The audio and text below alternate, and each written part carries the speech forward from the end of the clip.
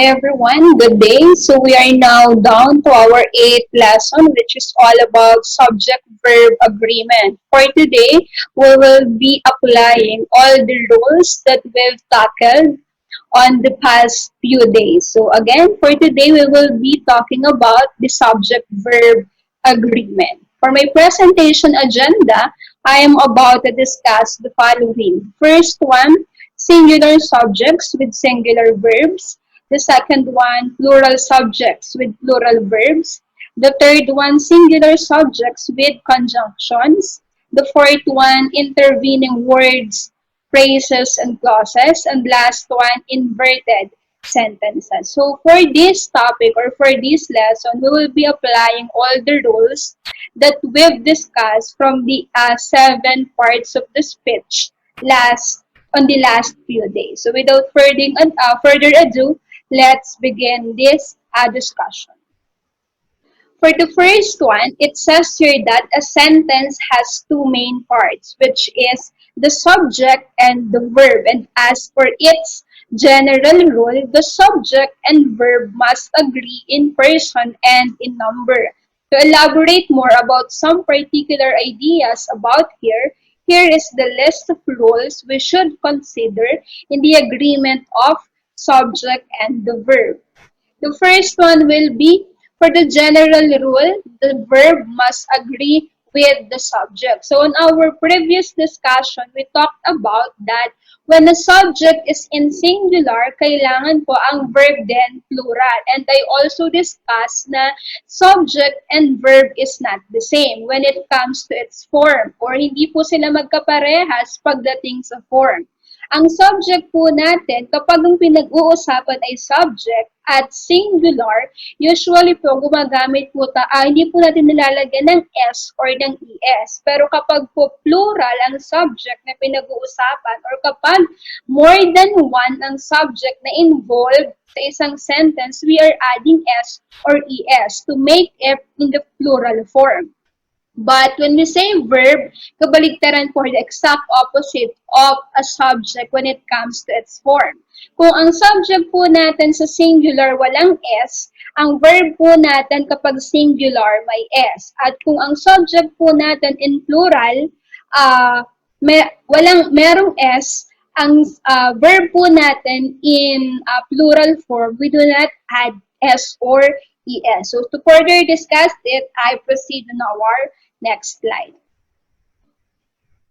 Okay, the first one, singular subjects require singular verb. But what constitutes a singular subject? What do we mean by singular subject? How do we know? Paano natin malalaman if the given subject is under the singular form? Say for example, a singular noun. What are the singular noun? Examples: Dennis, chair, bike, cat, wind, and tree. It can either be an abstract or a concrete noun. So the first example is Dennis rides his bike every day. So we can see here, makikita po natin na ang subject po natin ay si Dennis. And Dennis is only one. Since Dennis is only one, it means that he is singular. So since he is singular, our subject is singular. Therefore, we used a singular verb also, which is ride. So again, kapag po singular ang verb, we add S or ES. So therefore, we have Dennis rides his bike every day. Next one, this chair needs repainting. This is a noun, a name of a thing. So therefore, since we only have one chair, we are talking of a one chair. Therefore, again, we used singular verb, which is need. So kung mapapansin nyo po, ang chair po natin dito ay walang S. So therefore, this is singular. Dahil singular po ang subject, we use singular verb to, which is needs. At kung mapapansin nyo po again, ang needs po dito ay may S because in verb, again and again, kapag po singular verb, we add S or ES. Next one, the cat plays with a tangled bundle of a yarn. So our subject or noun is a cat. This is the name of an animal, a concrete noun. So therefore, gumamit po tayo ng singular verb which is plays. Wala pong S. Ang subject natin at ang verb po natin ay may S. Next one. The next rule will be the personal pronouns, singular third person. So what are the third person singular personal pronouns? Those are he, she, and it. But please do take note that we need to refrain using pronouns as subjects unless there is noun antecedent previously mentioned in the same or another sentence. Or in Filipino po, hindi po tayo kailangan po nating limitahan ang paggamit ng pronoun sa isang pangungusap unless meron pong noun na in-state or nakalagay sa isang sentence natin. Say for example, by the way, when do we use personal pronouns? Kailan po natin gagamitin ang personal pronouns? Again, gagamitin po natin ang personal pronouns kapag papalitan po natin ang role ng isang noun sa isang sentence. And personal pronouns are used also for the name of the person. Say for example, Marian participates in many baking contests. She bakes heavenly tasting chocolate chips cookies. So our subject is Marian and we are talking for one subject only. Isa lang po si Marian dito. Therefore, we use a singular verb which is participates. At kung mapapansin po natin dito, we use personal pronoun. It means that Marian is a girl. Or Marian is a woman. Therefore, we use personal pronoun she. And personal pronoun she is under the third person. So therefore, since this is a singular, the rule will be if we use personal pronouns under the singular third person such as the he, she, and it, we should also need to use a singular verb. Therefore, we use the singular verb bakes. Next one. Richard is a drag car racer. He owns several cars that he uses for the race. So our noun here, ang noun po natin or pangalan or subject sa given sentence ay si Richard.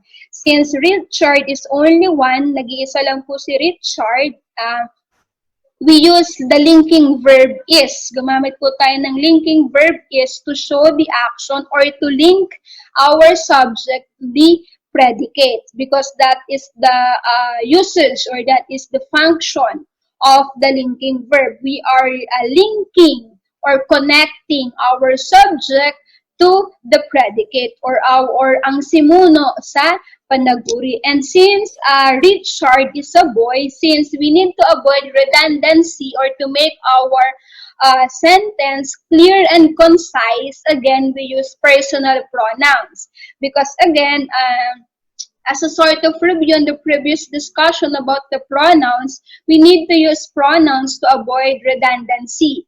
And also, we need to use pronouns. Kailangan natin gumamit ng panghalip upang ipanghalili sa ngalan ng tao, bagay, puok, o pangyayari. So, therefore, we use personal pronoun he. At ang personal pronoun he po ay under ulit ng third person singular. At dahil singular po ang pronoun na ginamit natin, therefore, again, we use singular verb which is owns. The next one will be the wind increases it in intensity as it moves towards the northern end of the Philippines. Wind here is an abstract noun. This is intangible object. Hindi natin nahahawakan. We cannot perceive it through the five senses. Or in Tagalog, hindi po natin nakikita. But we know it exists. So therefore, our subject here, the wind, is an abstract noun. And since this is an abstract noun which is fall under singular, therefore, again, we use a singular verb which is increases to show the action made by our abstract noun, which is wind. At dahil ang wind po ay abstract noun, this is an abstract feeling. Therefore, we use singular third person it to modify our abstract noun which is wind. So since again po ang it po ay under ng singular third person, since this is singular, therefore again we use singular subject which is moves.